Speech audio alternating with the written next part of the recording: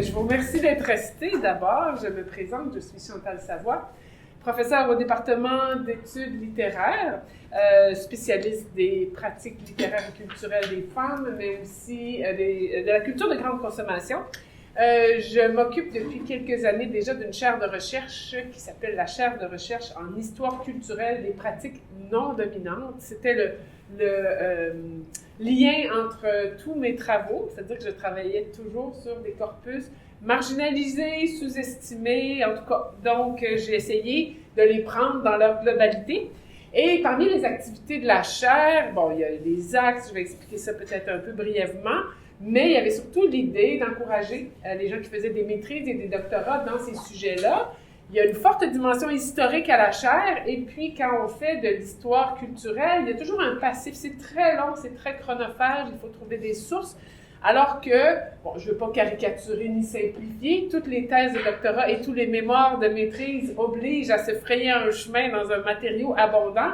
Mais quand on veut faire des choses historiques et quand on ne veut pas refaire ce qui existe déjà et qu'on veut exploiter des nouvelles sources, ben on a besoin d'un petit coup de pouce. Et dans ces coups de pouce-là, il y avait des bourses qu'on a offertes à des étudiants, des étudiantes à la maîtrise et au doctorat. Et là, bon, la première année, on a eu une boursière, après ça, on en a eu d'autres, puis je voyais tout le temps des choses communes. Bon, en partie parce que tout le monde travaillait dans des perspectives couvertes par la chaire, mais l'idée de cette table ronde est venue. D'ailleurs, je remercie Carla d'avoir contribué à son organisation parce qu'on l'a travaillé ensemble, le concept au départ, et je ne suis ici aujourd'hui que pour mettre en valeur les travaux de ces dames, donc pas du tout pour vous parler de ce que moi je fais. Je n'en dirai pas un mot. Donc, on s'est dit, essayons de favoriser les échanges et l'espèce de façon de tisser des communautés, je dirais pas des communautés de pratique, le mot est utilisé pour des choses plus spécifiques que ça, mais compte en commun ces travaux-là et comment pouvons-nous bénéficier les unes les autres des avancées de chacune.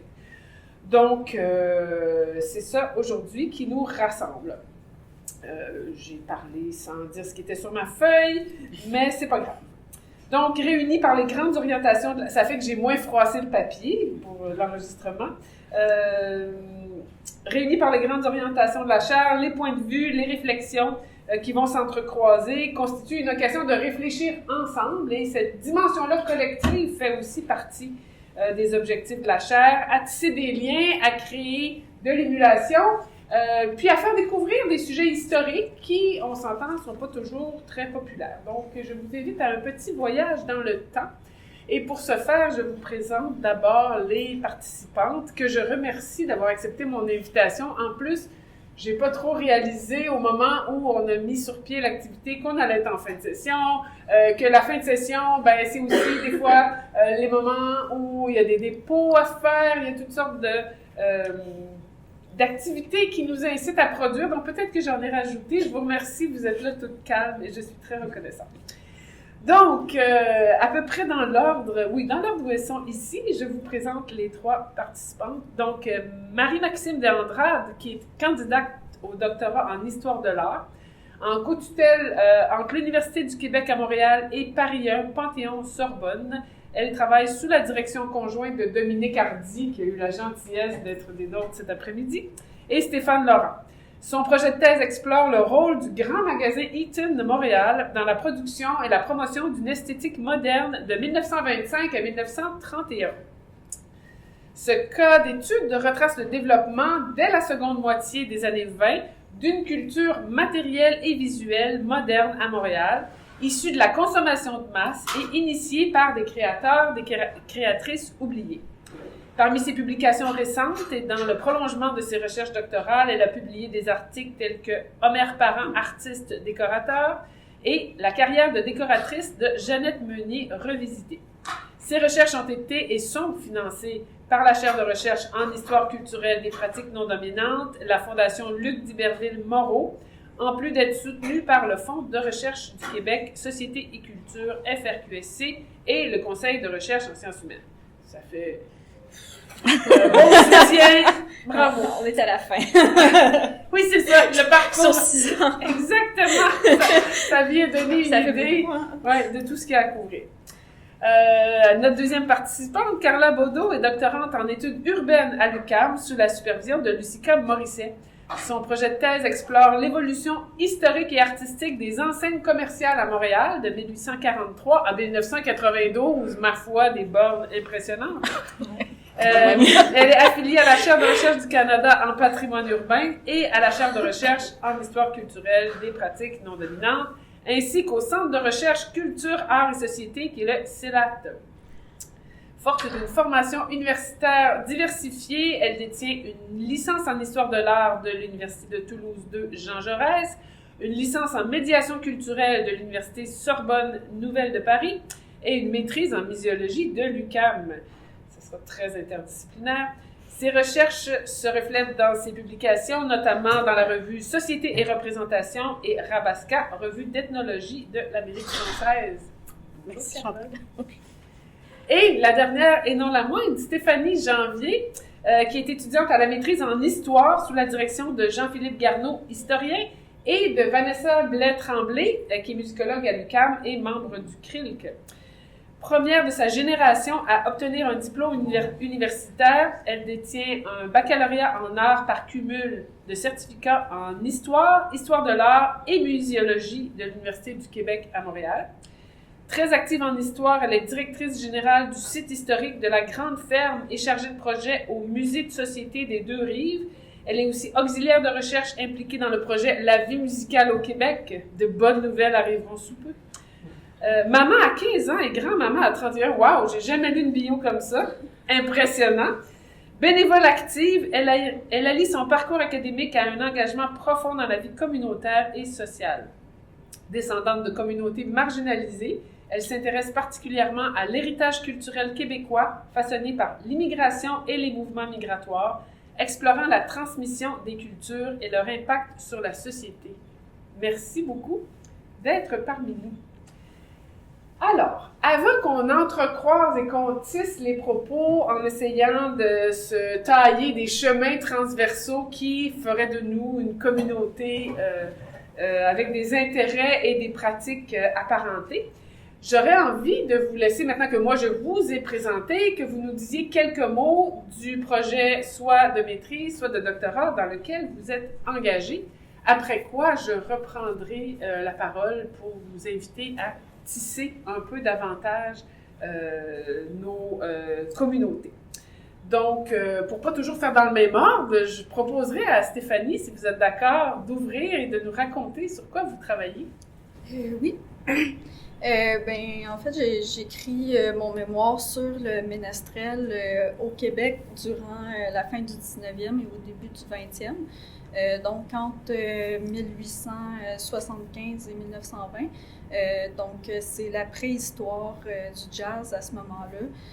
Fait que je me concentre vraiment sur les manifestations culturelles afro-descendantes qui ont précédé le jazz et surtout aux artistes qui les ont produits. Donc, mes recherches sont menées à découvrir une petite société qui s'appelait la Des-Rivières Street Colorée de Mission. Désolée pour mon accent qui est un peu dégueulasse.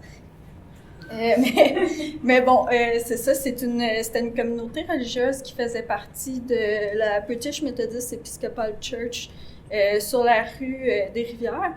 Et puis, elle était composée principalement d'anciens esclaves qui étaient arrivés au Canada durant le 19e siècle et qui avaient formé cette petite communauté-là où la musique occupait une grande place. Donc, ils ont aussi aidé plusieurs troupes qui étaient souvent en fait, c'était des gens qui travaillaient dans les chemins de fer et dont qui essayaient d'avoir des revenus supplémentaires en travaillant soit dans des cirques ou dans des troupes de théâtre qui étaient souvent très dégradantes parce que c'était souvent sous la gouverne, d'entrepreneurs blancs.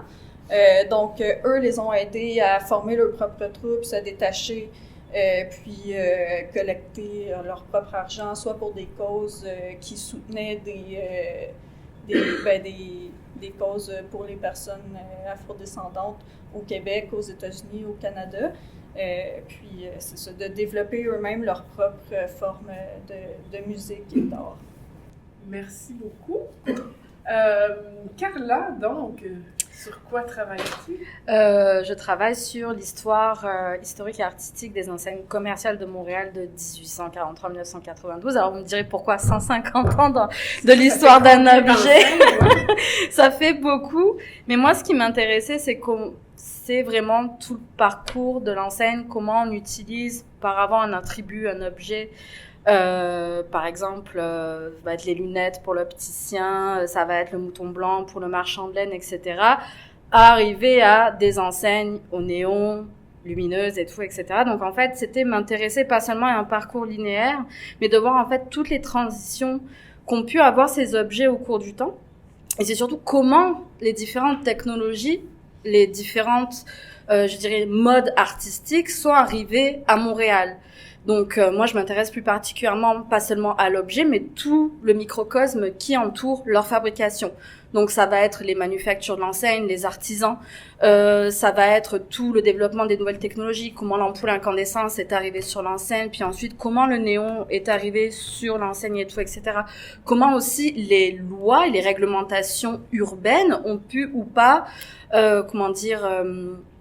forcer la création de nouvelles enseignes, parce que l'enseigne a toujours été réglementée depuis les débuts de la colonisation, parce que soit elles étaient trop en saillie, parce qu'il y avait beaucoup d'accidents, donc c'était une question de sécurité publique.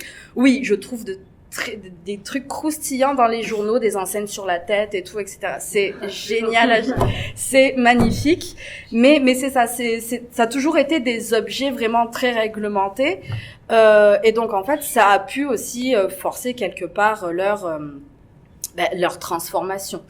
Ce que je remarque aussi à Montréal, c'est que on a les choses un peu plus tardivement comparativement aux États-Unis ou en Europe, par exemple.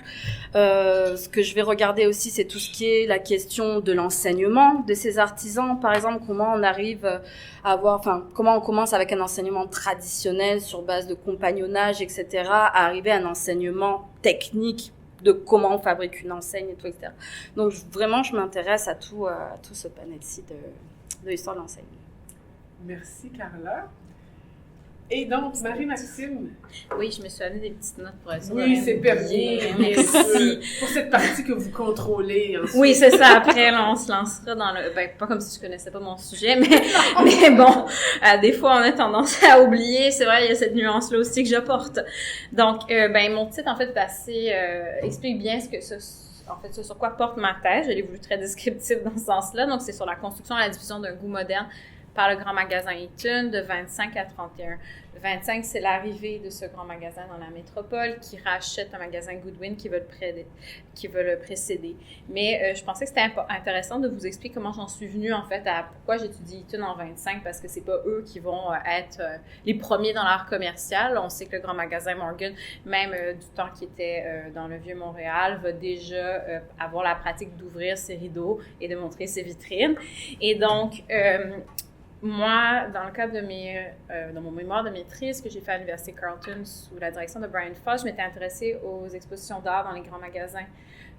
Donc, à Montréal en général. Donc, j'avais 4 cas d'études, le grand magasin Morgan, un petit peu Dupuis Frères, pas très actif, Simpson et également Eaton. Et puis, à ma grande surprise, c'est que quand Eaton arrive à Montréal, en 1925, mais vraiment à partir de 1926, on va lui donner un certain temps pour arriver, prendre bannière aussi, opérer le magasin Goodwin sous son propre nom. Mais en fait, ils vont vraiment changer la donne avoir un nouveau rythme, en fait, devenir vraiment un acteur culturel marquant de cette époque-là, et donc vraiment avoir une programmation qui est très riche aussi. Et donc, Morgan, qui était peut-être le chef de file avant, va pas avoir le choix de suivre, en fait, la cadence imposée par Eaton, qui est assez intéressante. Et puis, donc, le fait de voir qu'Eaton était aussi important, en fait, ça m'a amené à m'intéresser à ce grand magasin, plus particulièrement, et ils sont arrivés à Montréal. Et puis ça faisait suite aussi à ce que Esther Trépanier avait déjà remarqué dans ses recherches, dans son livre « Peinture et modernité » qui est à la suite de sa thèse, mais qui avait déjà pointé l'importance de ce lieu-là en termes de diffusion esthétique à travers ses expositions d'art. Mais moi, ce que j'ai voulu faire, c'est de regarder un peu plus grand que juste les expositions d'art, parce qu'on sait le grand magasin Eaton, il est reconnu pourquoi, qu'est-ce qui a réouvert récemment, c'est le 9e. Et donc, ce que j'ai voulu regarder dans le cadre de ma thèse, c'est de regarder, bon, j'ai pas suivi mes notes, on va les laisser faire, mais c'est tout l'écosystème culturel qu'Eaton met en place dès son implantation dans la métropole, c'est-à-dire donc cette galerie d'art qu'ils vont fonder à partir de 1926, mais aussi tout le groupe, en fait, ce qu'ils appellent leur équipe de décoration. Donc, ils ont un chef décorateur avec qui il a une assistante. Donc, regardez ces deux personnages-là qui étaient un peu, dont les noms apparaissaient dans certains écrits en histoire de l'art, mais qu'on n'avait jamais vraiment recherché comme étant des créateurs à part entière. Et donc, on parle d'un personnage qui s'appelle Émile Lemieux et d'une femme qui s'appelle Jeannette Meunier, qui est la femme d'André Bélair, un artiste, bref. Et de regarder comment ces deux figures montréalaises, puisque les deux sont nées à Montréal, comment ils vont s'inscrire dans ce plus gros réseau, en fait, que Eaton met en place autour de créateurs français qu'ils vont aller chercher en France. Donc, autour de Jacques Carlu, sa femme Natacha Carlu, qu'on connaît pour le 9e, mais aussi un autre personnage qui s'appelle René Seurat, qui est un décorateur qui, bon, aujourd'hui, dirait mon directeur français secondaire, mais qui, à l'époque, a été engagé comme étant cette espèce d'icône, ben, pas d'icône, mais oui, c'est ça, de créateur français un peu coqueluche qu'on allait présenter dans toute la bannière Eaton. Et lui, il va présenter des intérieurs modèles, notamment à Calgary, à Toronto. Puis regardez comment Montréal se positionne, en fait, dans tout ce que Eaton fait autour de cette modernité esthétique. Puis là, on parle de modernité esthétique fin des années 20, donc on parle d'art déco, évidemment, là. Et donc, comment on fait la promotion de l'art déco autour de ce grand magasin à Montréal, puis comment ça prend une couleur peut-être distincte ici à Montréal, autour de ces créateurs québécois qui sont mis en relation comme ça. Et donc, j'étudie, c'est ça, la décoration d'intérieur, l'ameublement, toutes ces questions-là, voilà. Merci à toutes les trois. Alors, déjà, je pense qu'on peut s'entendre pour dire qu'il y a quelque chose de commun dans vos travaux qui a l'air de s'inscrire dans le sillage ou le prolongement de l'histoire des annales, les différents ébranlements disciplinaires, reconsidérer ce que c'est l'histoire pour y inclure l'histoire des mentalités, l'histoire des émotions, etc. Donc, on voit ce déplacement-là en filigrane un peu derrière ce que vous faites et on voit que vous faites tout le pari d'une histoire culturelle qui prendrait mieux en compte l'histoire des goûts, goûts musicaux, pratiques musicales, la question du design de vitrine, qui s'intéresse aux lieux et aux réalités matérielles, que ce soit les théâtres dans lesquels on fait des spectacles, les magasins, les enseignes, etc. J'ai pas envie qu'on fasse une discussion épistémologique sur ça. Je sais que dans vos travaux universitaires, vous êtes obligés de la faire, mais moi, je suis curieuse parce qu'au fil du temps, j'ai eu à donner beaucoup de cours, beaucoup de séminaires sur l'histoire culturelle et j'ai toujours trouvé que c'était un contact lent, la découverte des choses historiques. Donc, vous êtes arrivé à ces sujets-là et en particulier à des corpus du passé, donc de la fin du 19e jusqu'aux années... Ah ben, il y a Carla qui sera en 92, là, mais on va surtout parler des vieilles enseignes aujourd'hui. Donc, c'est quoi la rencontre avec l'histoire et pourquoi c'est devenu intéressant pour vous? Et là, vous intervenez librement, je donne les tours de parole. J'avais commencé la genèse de mon projet, fait que je peux finir là-dessus. Mais c'est ça, moi, c'était vraiment depuis depuis mes recherches de maîtrise que là, j'avais vu quelque chose, en fait, puis en parlant avec Esther Trépanier jadis, ben elle m'avait dit, vous tenez quelque chose. Là. OK, on y va. Puis en fait, c'est surtout, je dirais, mon année, parce que j'ai fait ma co-tutelle, moi, j'entrevoyais pas, en fait, cette dimension-là, beaucoup plus, tu sais, j'étais vraiment dans mes expositions d'art, mais je voyais pas, en fait, ce réseautage. Puis c'est ça, c'est de fil en aiguille, puis de m'ouvrir à cette discipline qui est des arts décoratifs, parce que, bon, au Québec, il n'y a pas de personne qui fait vraiment les arts déco. Donc... Mais nous deux, maintenant. Voilà, on est quelques-uns, mais tu sais, nichés. Ils sont tous ici! Voilà, et on a une concentration très élevée. Et donc... Et là, j'ai vu, en fait, tout ce réseau-là m'est apparu. Donc, c'est vraiment... je sais pas si c'est des curieux hasards, là, mais c'est de fil en aiguille. Le projet, c'est comme... c'est affiné comme ça, je dirais. Très bien. J'allais reprendre, mais je vais vous laisser parler. Puis ensuite, voir ce que moi, j'ai besoin pardon, d'appliquer, oui, Carla. moi, pour ma part, ça a été complètement intuitif, la genèse de mon sujet. Premièrement, en fait, le tout début, c'est que je pense que j'ai toujours baigné dans l'art commercial parce que mon oncle est brocanteur en France de plaques émaillées publicitaires. Donc, il en fait une très grande collection. Donc, moi, j'ai toujours baigné là-dedans, dans les plaques émaillées, l'art de la pub, les publicités murales, peintes sur les murs, etc. Fait que c'est quelque chose que je vois toujours. Et arrivé à Montréal, un premier déclic s'est déclenché quand on a décroché Archambault en 2018. Ah ouais. Et là, je me suis dit, qu'est-ce qui se passe? La perte. C'est ça. Je me suis dit, qu'est-ce qui se passe? Pourquoi on décroche? Pour moi, inconsciemment, déjà, quand je voyage, je prends toujours les enseignes. Je trouve quelque chose, particulièrement pour moi, j'ai une sensibilité pour ces objets-là. Ça a été mon premier déclic. Mon deuxième déclic, ça a été quand j'ai vu Monsieur Hot Dog, une immense enseigne bleue avec un chapeau dans Villeray. Et un matin, exactement. Et un matin, je me lève, je me sens qu'il y a personne qui a fait l'histoire des enseignes montréalaises. Personne n'a créé leur parcours, comment ils sont arrivés là, fabriqués par qui, en quelle année, quels étaient tous ces artisans qui ont contribué, quelles étaient les modes et tout, etc. Sur l'art commercial en général. J'ai rien vu de tel à Montréal. Fait que j'ai écrit des courriels, j'ai fait mon petit marché pour trouver un professeur qui voudrait bien accepter mon sujet. Et c'est comme ça que je suis tombée sur Madame Morisset qui a bien voulu donc me prendre de moi. Et donc voilà comment a commencé. Donc je dirais que c'est une démarche un peu plus intuitive, mais qui finalement m'ont amenée vers les études urbaines parce que j'ai étudié un objet urbain dans la ville. Donc je trouvais que c'était une belle complémentarité entre l'histoire de l'art et les études urbaines, donc ramener en fait les deux champs ensemble pour pouvoir vraiment avoir tout, je dirais tout son environnement et le comprendre parfaitement. Voilà, je dirais comme ça. Et Stéphanie?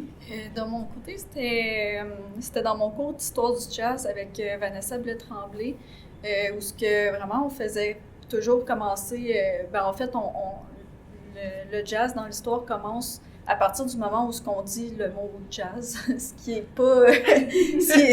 ça enlève un peu une partie de son histoire. Puis c'est ça, je m'étais intéressée à qu'est-ce qu'il y avait avant. Donc cette histoire-là existe déjà aux États-Unis, mais je me demandais, comme nous ici, dans nos théâtres, puis tout ça, est-ce qu'on avait cette préhistoire-là du jazz? Puis c'est ça, je demandais à Vanessa si elle voulait m'épauler là-dedans, puis elle a accepté. C'est son genre de sujet, je trouve que vous êtes une bonne équipe. C'est quand même intéressant de noter 2 ou 3 choses. D'abord, Marie-Maxime parlait réseau. Donc, les réseaux artistiques plutôt que les œuvres, qui offrent une toute autre porte d'entrée beaucoup plus ouverte sur les communautés, mais beaucoup plus insaisissable aussi.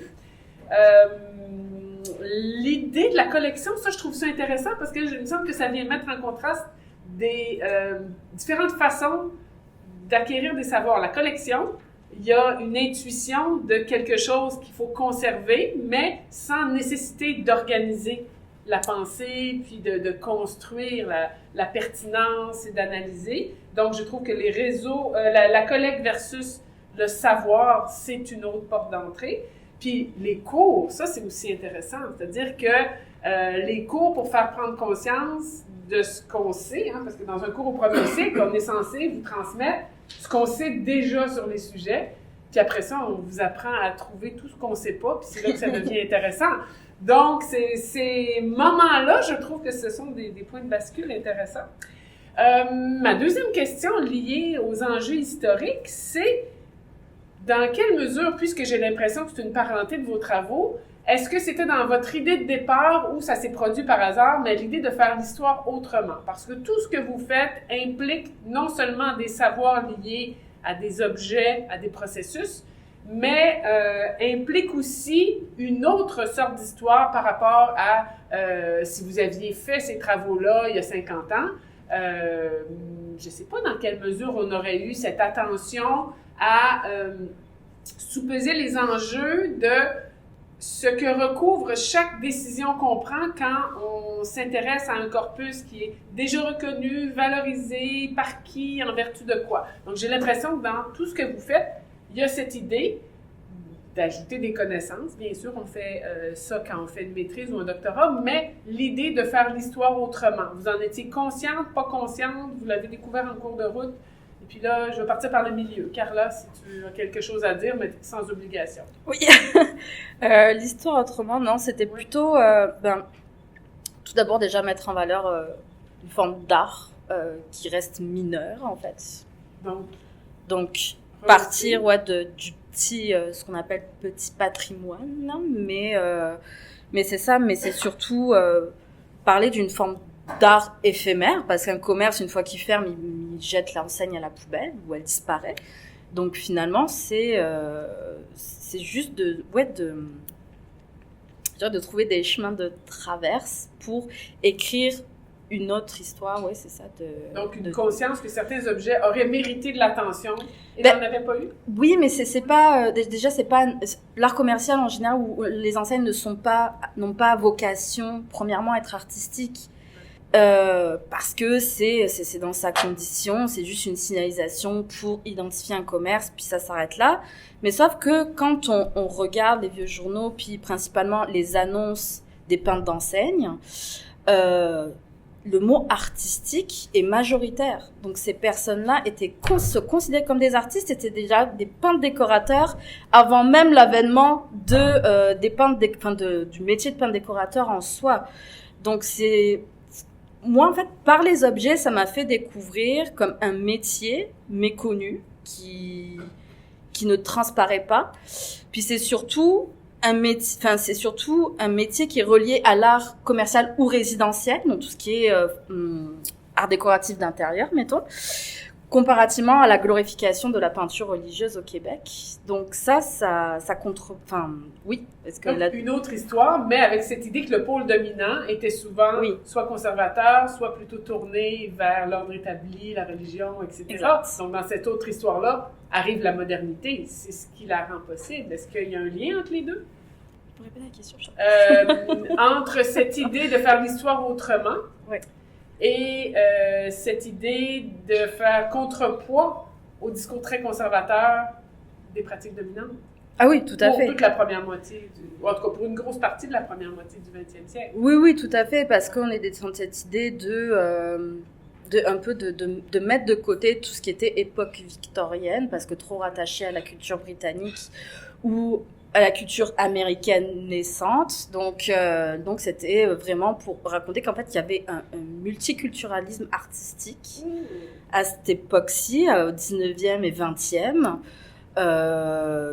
où les échanges se faisaient, oui, principalement entre trois pôles, donc les États-Unis, la France, puis la Grande-Bretagne, et de voir qu'il y a eu une adaptation locale à Montréal de tous ces échanges artistiques-là, finalement, et qu'il n'y a pas un pôle 100% francophone et un pôle 100% anglophone. Non, c'était vraiment ces personnes-là vraiment échanger entre eux, puis créer vraiment tout un réseau artistique autre que ce qu'on a pu imaginer.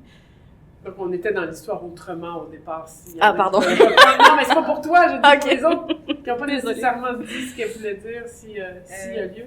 Ouais, moi j'ai la chance cette session d'enseigner le cours d'histoire des arts au Québec, donc de là d'arriver à me situer moi comme chercheuse dans tout ça et de voir en fait moi ma porte d'entrée en histoire de l'art était toujours de regarder j'expliquais à mes étudiants cette semaine que j'aurais montré le corps noir tel que représenté par Prudence Howard, puis comment ça, mais moi c'est important pour moi de leur montrer ça, c'est toujours ce qui m'a attirée parce qu'il y a des nouvelles choses à dire en fait, on n'est pas là, en tout cas. Moi, c'est ce que je trouve stimulant dans cette discipline. Mais aussi, c'est de voir en donnant ce cours-là qu'en fait, on le sait, c'est que notre discipline en histoire de l'art est jeune. Et puis, on n'a pas eu le choix que d'écrire, juste de nommer ces artistes-là, les Ozias Leduc, il fallait ces catalogues, raisonner, machin. Il les fallait parce qu'on savait rien. Et puis ensuite, mais pourtant, quand on s'attarde un peu à la formation artistique, beaucoup, ou la plupart passent par le Conseil des arts et manufactures. Et pour moi, c'est un lieu pivot qui mériterait une super belle recherche parce qu'en fait, tout le monde passe par là. Et puis même dans la fondation des écoles des beaux-arts, là, en 1922, c'est écrit, c'est art commercial et beaux-arts. Et puis, ça fait partie de la genèse, en fait, de l'établissement de notre réseau d'art au Québec. C'est fait à partir de cette dualité entre un pendant plus commercial et un pendant peut-être plus beaux-arts. Et puis, dans une hiérarchie des arts où on veut une espèce de pureté de l'expression artistique, eh bien, on a eu tendance à oublier, mettre de côté, et donc à s'intéresser d'abord à la portion peut-être plus beaux-arts. Et là, il est temps peut-être de retourner, en fait. Mon Dieu, j'ai l'impression là, de bouger la tectonique de notre discipline puis d'être comme, mais non, là, en tant que chercheur, il faut qu'on retourne à ça puis ramener cette autre branche-là puis puis la réactiver en fait puis de retourner à ces sources-là. Puis en fait, ça montre que tous ces artistes, puis tu sais, même si on pense à Jean-Paul Lemieux, en fait, ils ont tous eu cette affinité avec le monde commercial et c'est normal parce qu'ils avaient besoin de vivre de leur art.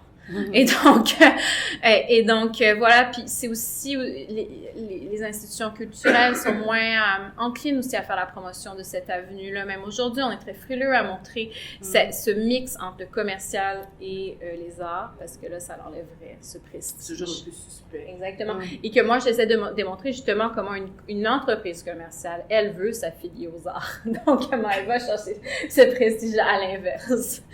Donc, voilà. Est-ce que Stéphanie, il y a quelque chose à ajouter sur faire l'histoire autrement? Dans quelle mesure c'était une préoccupation? Oui, ben moi, de mon côté, c'est sûr que c'était vraiment ma première préoccupation. Pour moi, la musique, les arts, ça a toujours... j'ai tout le temps vu ça comme un peu des manifestations une façon de se manifester par la culture, puis de s'exprimer. Fait que c'est ça, je voulais remettre vraiment de l'avant une histoire de la culture montréalaise qu'on ne connaît pas. Puis surtout que pour ces gens-là, c'était déjà très difficile à cette époque-là de faire reconnaître à talent égaux ce qu'ils faisaient, que ça mérite qu'on sorte un peu par exemple du théâtre, de l'histoire du théâtre comme qu'on le connaît, puis qu'on aille dans des pratiques qui étaient un peu moins valorisées jusqu'à présent. Donc, il y avait un geste. Pour vous, c'est un geste de rendre visible sa communauté aussi. Ce n'est pas que ça, mais c'est aussi ça. Et donc, il y a un souci d'inclusivité. Dans votre perspective, c'est plus évident, mais dans la question des hiérarchies culturelles, il y a toujours un peu ça en filigrane.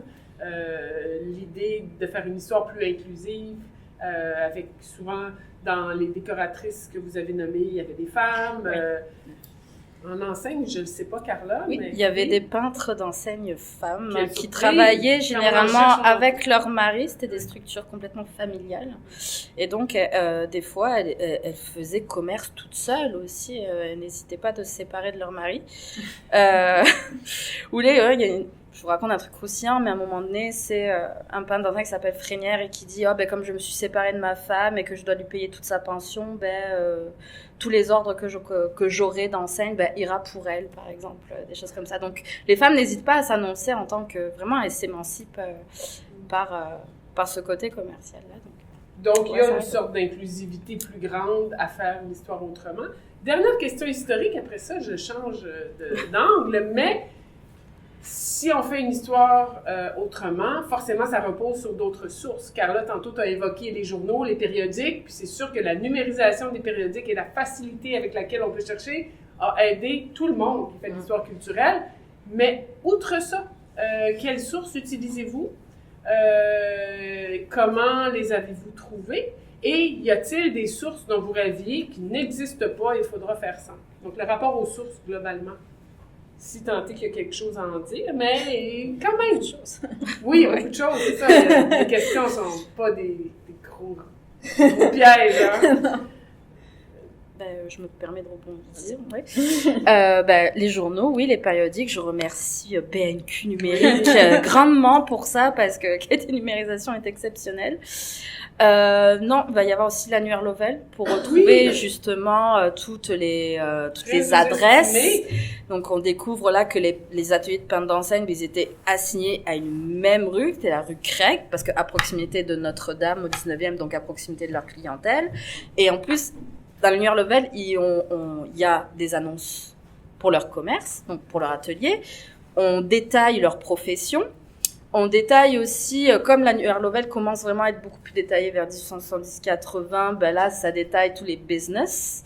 Donc là, on va voir les types vraiment de peintres décorateurs apparaître. Donc il y en a qui vont être spécialisés, par exemple, dans le ornamental painting, d'autres dans les enseignants cuivre, etc. Donc là, on voit l'apparition de nouvelles techniques. Et puis ensuite, des permis d'enseigne. Donc, qui commence à apparaître vers le tournant du XXe siècle. Oui, parce que pour poser une enseigne, il faut avoir besoin d'un permis. Et ces permis-là, ils sont conservés aux archives de Montréal. Et les plus récents, c'est des petits feuillets qui sont faits par le service d'urbanisme de la ville, qui sont conservés dans tous les les mairies d'arrondissement de la ville. Et ces permis-là sont comme des permis de construction, c'est-à-dire qu'il y avait la demande, la lettre de recommandation du fabricant d'enseigne et un blueprint, donc carrément un calque, un plan de l'enseigne avec qui détaille les dimensions, la technique, etc. Donc ça va être années 40, années 50 pour les plus récents, mais c'est vrai qu'au 19e, il était très compliqué pour moi de retrouver des artefacts parce qu'il n'y en a plus. Donc principalement, ça a été les fonds photographiques Notman conservés au musée McCord. Le Lovell, c'est quand même fascinant parce que déjà, il n'y a plus personne qui sait c'est quoi un bottin téléphonique, on s'entend. Mais on retrouve de tout. On sait quand les gens passent du statut de locataire à propriétaire, on sait quand ils se marient, on sait quand ils deviennent veufs, on peut les suivre d'année en année. Donc, vraiment, c'est presque un petit film cherché dans le Lovell. Mais dans les journaux aussi, parce qu'il y avait les rubriques nécrologiques, les rubriques de naissance, et tout, etc. Donc c'est fabuleux. Très bien. Donc, d'autres sources... Moi, j'utilise beaucoup les sources généalogiques aussi pour, étant donné que c'est des personnes... on reconnaît les historiens, là. Étant donné que c'est des personnes où on n'a pas tellement de traces qui restent d'eux dans les journaux et tout ça, souvent, je veux savoir quelle année ils sont arrivés au Canada, au Québec, avec les recensements. Avec le contrat de mariage, par exemple, les papiers de naissance de leurs enfants. Fait que ça, c'est une source que j'ai beaucoup utilisée. Sinon, bien évidemment, les journaux de la BNQ, ça va tellement bien chercher là-dedans. Puis, j'ai trouvé aussi par recherche, par mots-clés avec le nom des groupes, j'ai découvert un journal américain qui s'appelle The Freeman, qui avait une rubrique montréalaise avant même que le premier journal afro-québécois soit publié ici. Donc, on y retrouve toutes les allées-venues des artistes afro-descendants au Québec, toutes les activités qu'ils font, par exemple, puis ça dit qu'ils aiment ça, aller dans les rapides, des choses comme ça. Fait que, ouais, c'est ça. Puis qui a des entreprises et ainsi de suite. Fait que ça a vraiment été une source importante. Puis vous l'avez trouvé en cherchant dans les journaux d'ici, une mention. Oui, en fait, c'est que au départ, je pensais pas trouver de troupes qui étaient québécoises. Je voulais faire un peu comme un recensement de tous les passages d'artistes américains qui étaient venus au Québec. Puis bon, j'avais cherché par mots-clés dans la BNQ Jubilee Singers. Ouais. Puis c'est là que j'ai trouvé le Montréal Jubilee Singers qui chantait à la Des-Rivières Street Colored Mission. Puis en rentrant la Des-Rivières Street Colored Mission dans Google Books pour les périodiques, c'est là que j'ai trouvé The Freeman. Marie-Maxime qui avait tant de choses, mais Oui, les principales. Ben, moi, le truc, j'ai aussi la BNQ, donc merci, sincèrement. Moi, je travaille avec une entreprise commerciale, donc il y a un fonds d'archives substantiel à Toronto. Par contre, c'est intéressant justement dans ce fonds d'archives-là, en fait, comme Eaton, c'est un magasin qui commence à Toronto, eh bien, le fonds et puis la compagnie a fait faillite, et quand on fait faillite, on a été un peu pris de court, puis il y a vraiment des trous dans les archives. Dans les magasins de Montréal et Winnipeg qui sont censés être comme les deux plus gros après celui de Toronto, en fait, il n'y a pas grand-chose.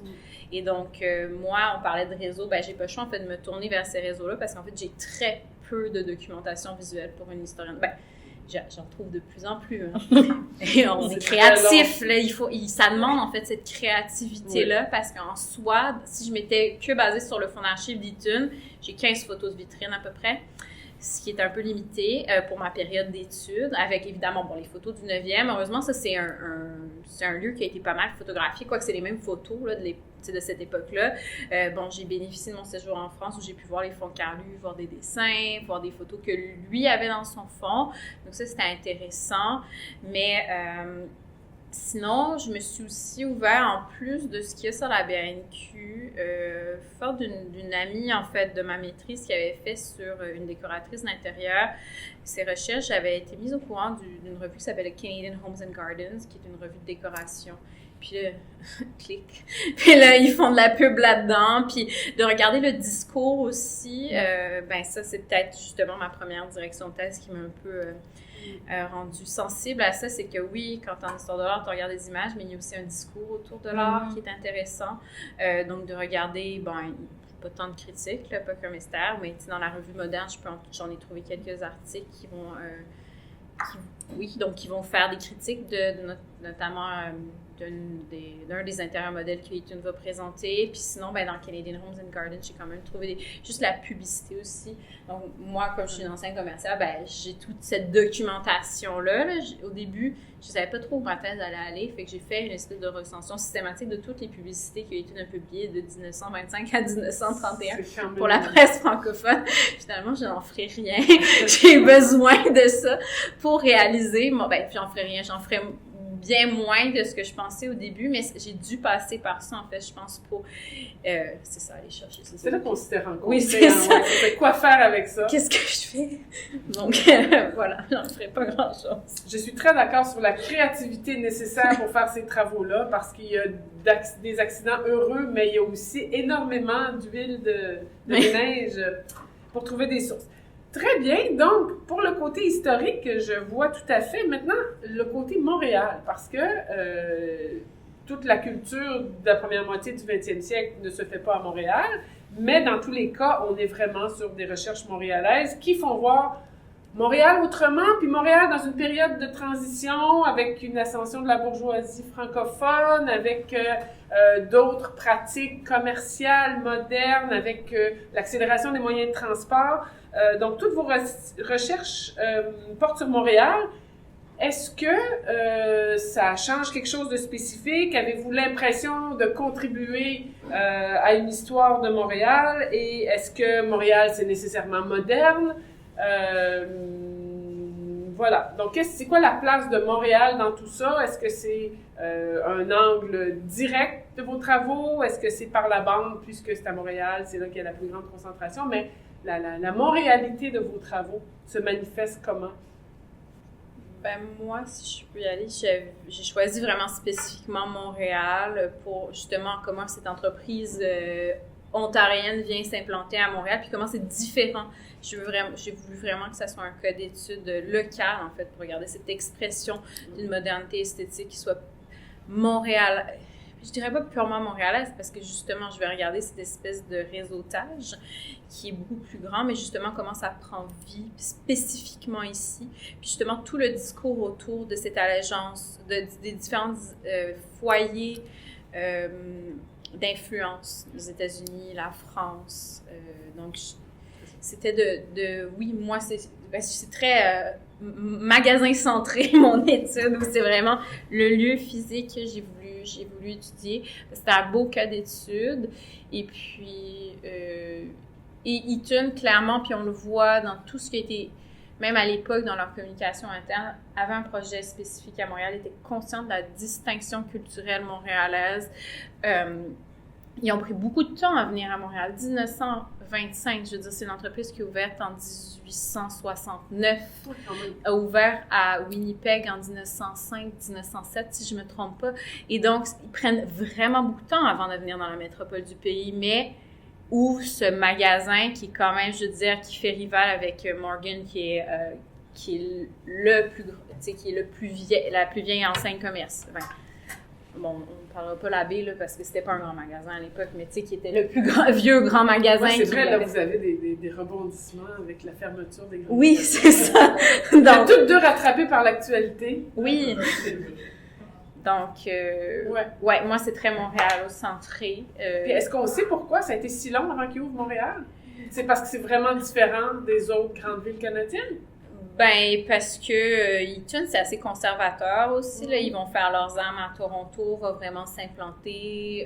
Puis c'est petit à petit qu'ils vont commencer vers l'ouest d'abord, tu sais, justement, aller vers Winnipeg, et ensuite vont s'intéresser. Mais tu sais, on peut s'imaginer que c'est cette tension entre une bourgeoisie torontoise et montréalaise, et on rentre pas chez l'autre n'importe comment, et donc vraiment, on sent ça au début dans la manière qu'ils font la promotion de ce nouveau magasin. C'est vraiment, le grand nom arrive, mais il faut savoir qu'Eaton était déjà connu en tous les cas par son catalogue aussi.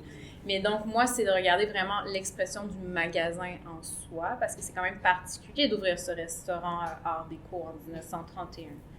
Puis c'est un lieu qui est relativement public, donc... Tout à fait. Donc, la montréalité de vos travaux, Carla et Stéphanie? Pour moi, Montréal, c'était un peu un accident parce que...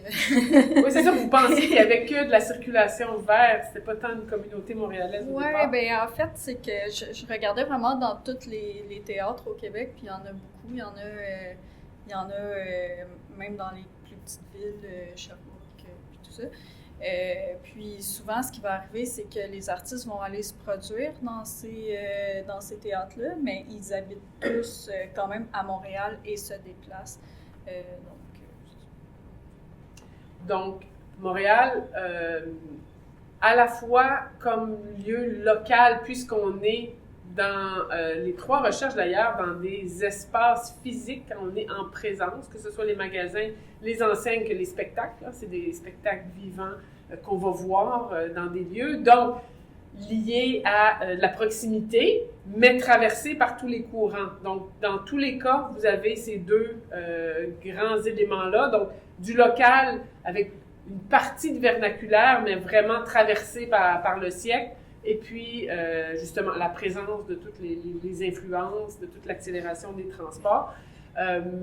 Est-ce que, puisque moi je viens d'une discipline où la question de la langue est fondamentale, et puis on se retrouve bien sûr avec, bon, moi je travaille surtout sur des communautés francophones, on a des points de contact avec les communautés anglophones, parfois avec d'autres communautés hispanophones et pour toute une variété de langues, mais dans vos cas, il n'y a rien qui implique un rapport à la langue. Par contre, il y a des rapports aux communautés. Est-ce que ça intervient, l'espèce de montée de la bourgeoisie francophone? Est-ce qu'on est encore dans une ville commerciale, donc plus nord-américaine, plus tournée vers le pôle anglophone? Ou comment ça se manifeste, les communautés linguistiques, dans vos travaux qui ne portent pas sur ces questions-là? J'en suis bien consciente.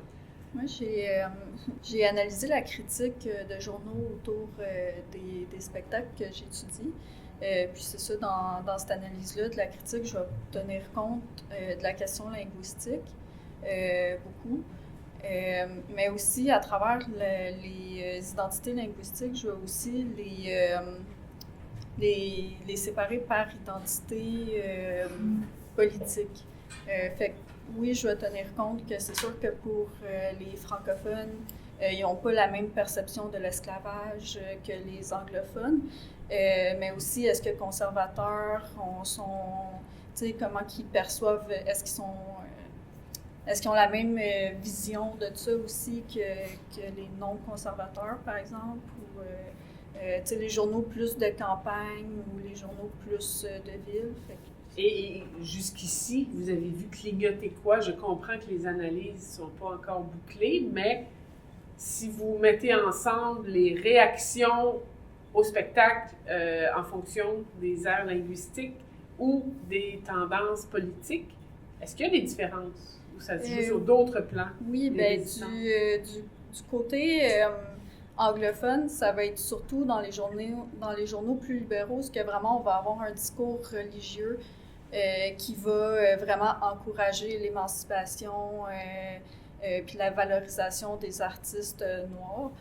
Tandis que dans les journaux francophones plus conservateurs, là, on va peut-être dans un discours vraiment raciste, où on va percevoir ces gens-là comme des clowns, des dangereux, dans ce cas, il va y avoir beaucoup de... Les lieux communs là, qu'on pressent malheureusement et qui existent. Et la presse francophone, elle peut être aussi libérale.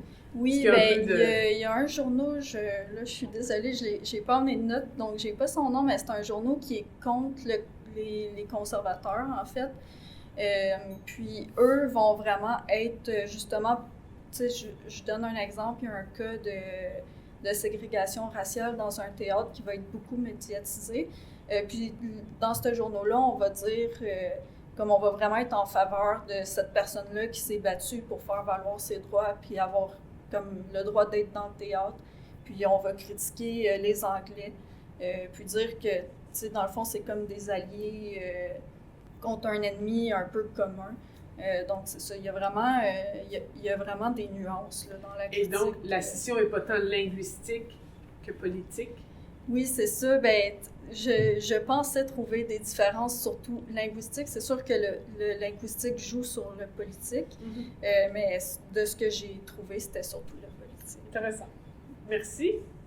D'autres avec des remarques francophones, anglophones. Si je peux me permettre, Marie-Maxime, aller chercher des gens à Paris pour le magasin Eaton, puis localement, c'est quoi le rapport local, global? Ben justement, moi, c'était intéressant cette histoire-là parce que l'esthétique art déco, c'est très français et Eaton cherche vraiment clairement à s'aligner justement avec ça, puis même dans sa pub, parce que bon, comme j'ai fait cette recension un peu intense, et aussi à regarder, même dans les revues de décoration qui sont en anglais, en fait, la modernité passe par un vocabulaire, bon, très simpliste, là, mais genre en français.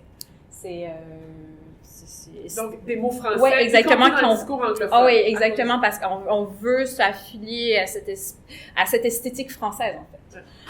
Et donc, justement, c'était intéressant de regarder comment ça joue à Montréal. Moi, c'était vraiment pour ça que je voulais voir ça. Puis comment on voit que Montréal est particulièrement intéressante pour introduire cette esthétique-là aussi au pays. Bon, après, moi, l'enjeu, c'est qu'on sait pas qui est-ce qui achète, qu'est-ce qui achète pas.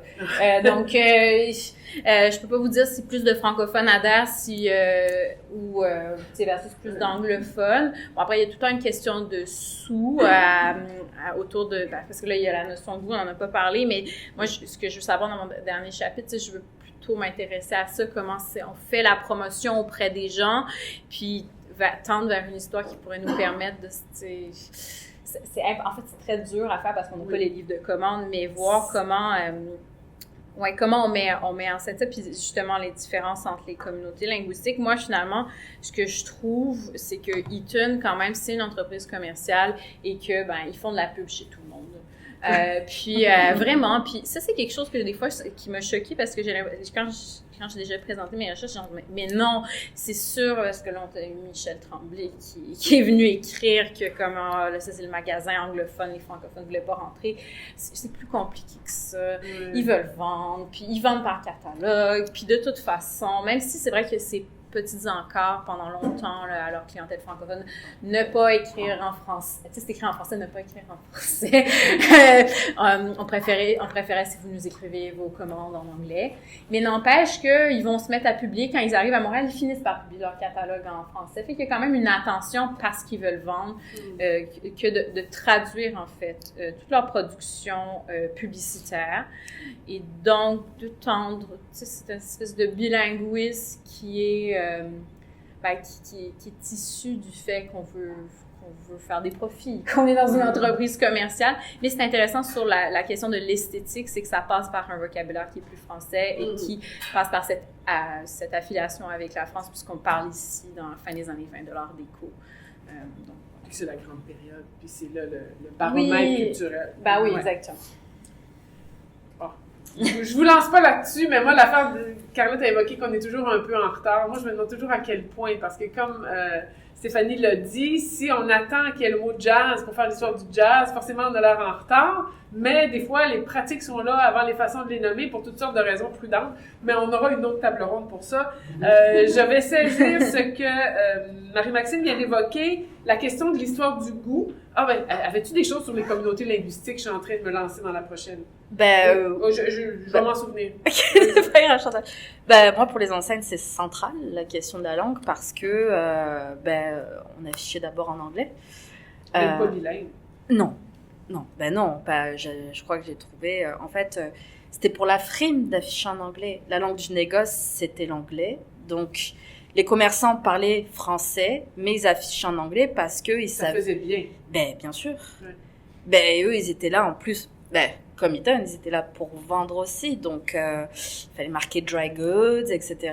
Donc, quand les steamers, les bateaux à vapeur, ils arrivaient, qu'il y avait d'énormes publicités murales, il fallait que ça se voie sur le port. Donc, il y a marqué dry goods, etc. Donc, il fallait que, c'était devenu informellement, même si c'était pas ancré dans la réglementation de l'affichage, il faut afficher en anglais. Mais c'était comme un accord, je ne sais pas, que, voilà, l'anglais devait... Donc, tu as vraiment l'impression que c'est pour avoir l'air plus vrai, plus commercial, plus au diapason de son époque qu'on écrivait en anglais. Ça, puis avec... presque une étiquette plus qu'une réalité. Oui, c'est ça. Puis il y avait beaucoup plus aussi de personnes qui arrivaient des États-Unis. On avait tous les Britanniques de la province du Québec qui venaient massivement à Montréal. Donc, ce qui faisait que finalement... puis ils détenaient aussi le monopole, que ce soit commercial, banquier, financier, tout, etc. Donc finalement, il fallait afficher en anglais. Peu importe la communauté. Et après, il y a eu la loi 101, puis... on est vers la fin. Là, on est vers la fin, mais ça a changé certaines enseignes, comme Farine Fabros's Flour. Le flour est tombé, donc là, il y a eu comme une transformation, finalement. Exactement. Mais je dirais que les enseignes... etc. Mais même si c'était comme... accepter que ce soit affiché en anglais, ça a toujours été un objet de contestation depuis le début. Et surtout par les religieux. On affiche en anglais, on est en train de dégrader notre français, etc., etc. Et ça revient tous les ans de cette communauté-là. Donc, et c'était le premier objet, je crois, de la loi 100 d'arrêter d'afficher en anglais après. C'est vrai, hein? En tout cas, c'est une des mesures les plus visibles, les plus populaires. Dernière question, après ça, je vous laisse, en fait, après avoir fait un petit tour pour voir si dans la salle, il n'y aurait pas des questions à nos panélistes, mais je reviens sur ma question, d'histoire des goûts, histoire des gestes, histoire des usages, histoire de ce qui est en amont, donc dans la façon dont les choses sont en émergence, dans le processus, dans ce qui se fabrique. Ça, c'est nos questionnements. À l'aide, toute la question du goût, on va aller puiser chez Bourdieu. On va essayer, à travers ça, de se plonger dans les sensibilités de l'époque. Mais c'est pas facile et ça demande de traduire littéralement, et c'est pas une traduction linguistique, mais c'est une sorte d'adaptation à l'altérité à laquelle l'histoire nous confronte. Il faut se trouver des indicateurs dont on pense que c'est comme ça que ça s'exprime à l'époque, parce que si on tape goût dans BANQ, il va nous sortir tout et n'importe quoi. Donc, c'est ça, cette idée-là de traduire notre sensibilité actuelle de chercheurs avec nos outils, nos théories, nos notions, puis de trouver, dans une époque qui n'avait pas ces cadres-là, l'équivalent en gestation ou dans toute sa question. C'est curieux parce qu'on est à la fois dans la culture matérielle, mais dans des considérations très intangibles. Donc, avez-vous l'impression de devoir traduire, de servir de passeuse entre notre époque et celle sur lesquelles vous travaillez, par ces indicateurs-là qu'on se trouve? Ouais, moi, la notion du goût vient surtout dans l'idée que je veux redonner une place, en fait, à la clientèle féminine dans tout cet écosystème-là. Parce que, clairement, puis c'est pour ça que j'étudie le discours, c'est qu'on s'adresse à elle. Puis juste ça, c'est intéressant que de voir à qui on adresse spécifiquement le discours commercial. Je sais pas si elles ont acheté. De toute façon, on sait qu'Itune, elle va finir par abandonner ou du moins estomper ses ambitions esthétiques modernes. Tu sais, c'est intérieurs modèles qu'il va faire. Bon, avec la crise des années 30, ça va finir par s'estomper. Il y aura plus de... C'est pour ça que moi, j'arrête ma thèse en 31, parce qu'il n'y a plus ces initiatives phares. Donc, ouais, donc le goût me permet d'aller... Pas juste en soi, pour aller chercher d'autres rapports à la culture, d'autres personnes qui ont été impliquées dans cette idée-là qu'on est dans une transaction, pas juste parce que c'est commercial, mais qu'on s'adresse à quelqu'un. On est un groupe, on est une communauté et on s'adresse à d'autres groupes, d'autres communautés. Mais c'est pour ça que je me suis intéressée, moi, à l'univers commercial. C'était pour voir aussi comment on voulait transmettre des considérations, un débat esthétique, comment ça pouvait se traduire dans la vie des gens. Même si on ne sait pas qu'est-ce qui a été acheté en soi, mais on voit cette tentative-là de leur introduire une nouvelle façon, un nouveau mobilier dans lequel vivre, juste un nouveau lettrage. Donc, ils vont être, même s'ils ne l'achètent pas, parce que de toute façon, des meubles, ça coûte cher, on les change moins souvent qu'on change sa robe. Mais on va être initié à cette esthétique-là par la publicité. Et on va se synchroniser à son époque. Tranquillement. Certains avec toute la maison, mais d'autres avec un chapeau ou exactement. Un fleur. On va se synchroniser. Puis là encore, on revient aux communautés. C'est super intéressant. Moi, je dirais qu'au niveau du goût, c'est l'introduction des artisans qui viennent d'autres pays qui introduisent un nouveau goût à Montréal. Parce que tout simplement, le discours, quand ils annoncent donc leur atelier de peinture d'enseigne, c'est « exécute au meilleur goût ». Toujours à la tendance du moment. Puis on dirait qu'en fait, ce sont vraiment les artisans qui vont dicter un peu donc le goût adopté dans l'affichage commercial au 19e siècle. Donc, on ne recherche pas un goût, on engage un artisan qui, lui, nous insuffle une façon d'être particulière qui se transmet. C'est ça, il ne faut pas oublier que les enseignes, c'est un objet de commande. Donc forcément, oui, ils répondent à une clientèle rapidement, mais ils le font avec un geste artisanal qu'ils connaissent et qui viennent de leur pays et qu'ils adaptent au contexte montréalais. Mais à t'écouter, c'est que des gens qui viennent de l'étranger? Non. Okay. Non, il y avait des artisans. Ouais, il y avait des artisans. Il y en avait pas beaucoup parce que c'était pas une corporation nette. Comme ça pouvait l'être dans d'autres pays européens. Donc, c'était vraiment des personnes qui étaient assez polyvalentes, artistiquement parlant. C'était majoritairement des peintres décorateurs et ils formaient les futurs peintres québécois, par exemple. Donc, comme le Chevalier Falardeau, des choses comme ça. C'était vraiment des gens qui avaient cette capacité de peindre, mais on les considérait comme des personnes peut-être médiocres. Sympathique. C'est ça, ce qu'on appelle des gens de métier, donc des personnes moyennes qui ne sont pas capables de faire autre chose que des enseignes. Mais oui, on était sur le goût. Mais il y en avait, à Montréal, il y en avait peu. Et la nouveauté arrive par l'extérieur. C'est ça. Puis, ou des fois, ça va être des Européens, donc par exemple, des Irlandais qui émigrent d'abord aux États-Unis, puis ensuite qui vont s'installer à Montréal, par exemple. Donc, des fois, oui, il y a des Européens qui font un crochet vers les États-Unis et qui arrivent à Montréal. Donc ça revient à Montréal, plaque tournante. Etc. Exactement. Très bien. Avez-vous quelque chose à ajouter, Stéphanie, sur la question du goût, des gestes? Parce que là, la façon dont vous l'avez présenté, c'est plus identitaire et politique. Oui, mais les enjeux esthétiques, vous les... Oui, c'est ça. Les enjeux esthétiques puis le goût, ça va jouer surtout sur qu'est-ce qui pouvait ou ne pouvait pas être présenté dans les théâtres. Donc, ça va mettre des limites dans le sens qu'on veut intégrer ce qu'on appelle des signifying. Désolée pour mon anglais encore. Donc, c'est comme des messages qui vont passer subtilement pour dénoncer des situations politiques ou sociales. Sans que ça soit réprimandé. Puis il va y avoir l'humour aussi qui va être utilisé, comme par exemple, on va ridiculiser des personnes